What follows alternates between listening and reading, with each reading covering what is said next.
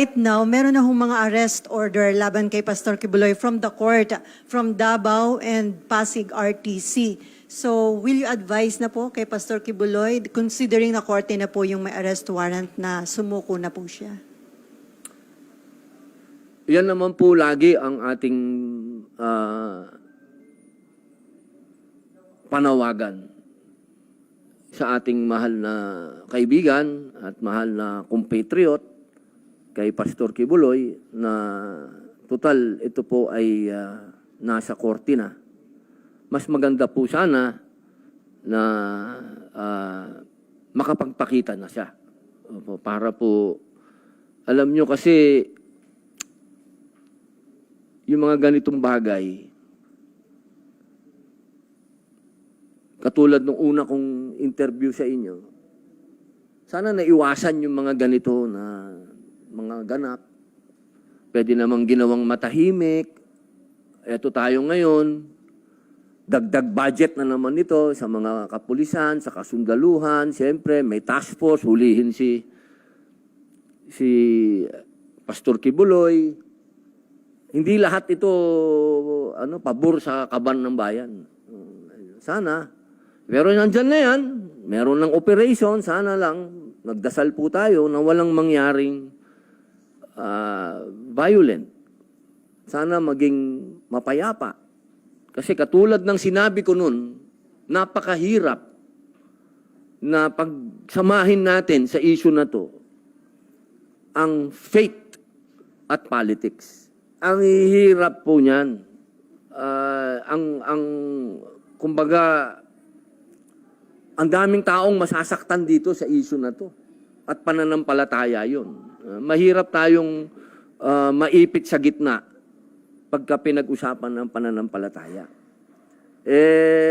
Sa totoo lamang po, inaantay po namin hanggang ngayon yung desisyon kung kailan kami makakapag-hearing patungkol po sa pagtanggal ng franchise ng SMNI.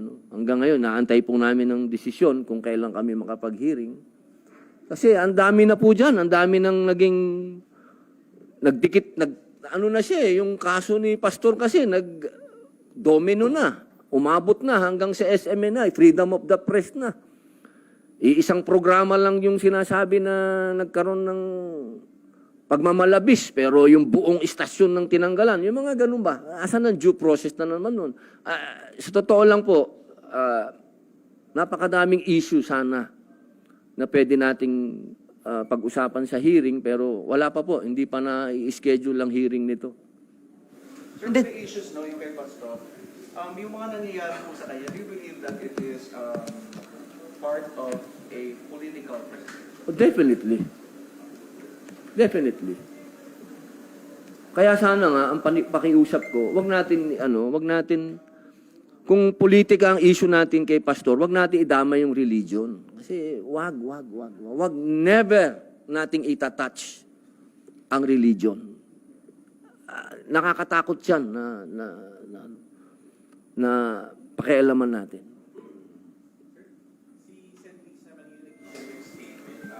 Asking yung PNP to revoke yung mga gun licenses na naisip pa yung Pastor.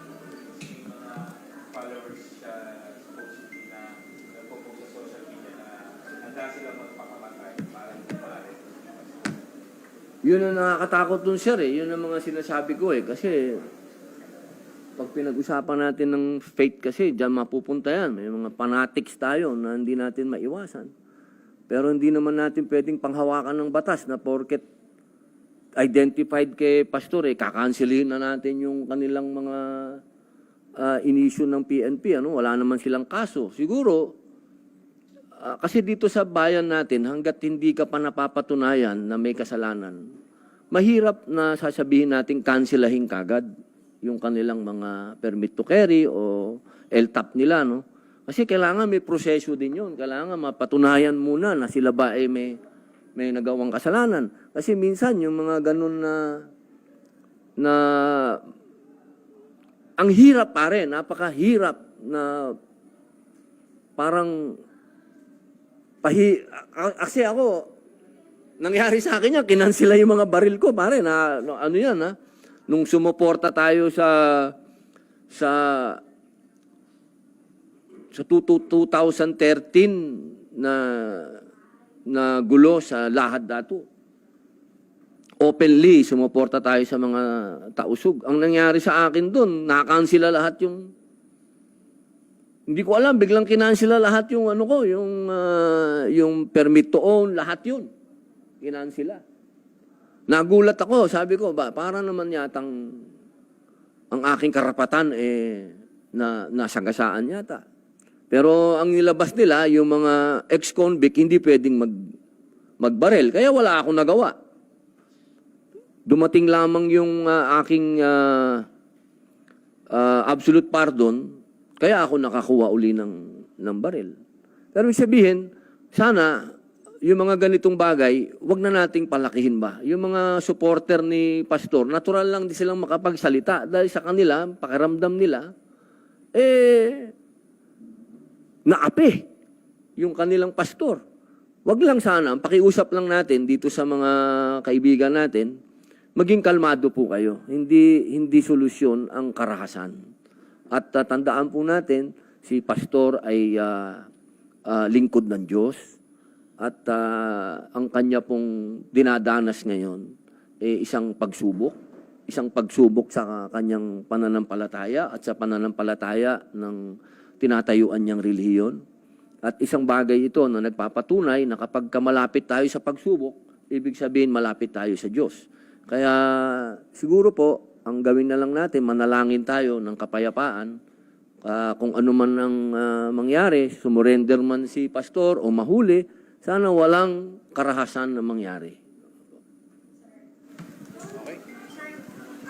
Sir, when you say setting aside politics, do you mean we have to simply ignore the complaints of the victims of Kibuloy? What is that amount to condoning his illegal activities? Ay, hindi po. Huwag po natin i-ignore, no? Dahil ito po ay ang pakiusap po natin, pag-usapan po ito sa korte. Kasi sa court po, yan hindi may impluwensyahan yan ng tinatawag natin politically motivated cases. Ano? Kasi alam naman po natin na yung ganitong bagay, hindi natin maiiwasan na magkaroon ng kulay politika. Kasi alam naman natin yung mga naganap noong panahon ng administrasyon ni Pangulong Rodrigo Roa Duterte at sa administrasyon ngayon. Siyempre, hindi naman po tayo mga bulag. Alam naman natin yun na number one na supporter ni Pangulong Rodrigo Roa Duterte, si Pastor Kibuloy. Number two, lumaban yan sa mga NPA, sa mga komunista. Hindi naman po natin maipagkakaila din na karamihan sa mga sumusuporta ng laban kay Pastor Kibuloy, may kinalaman sa politika.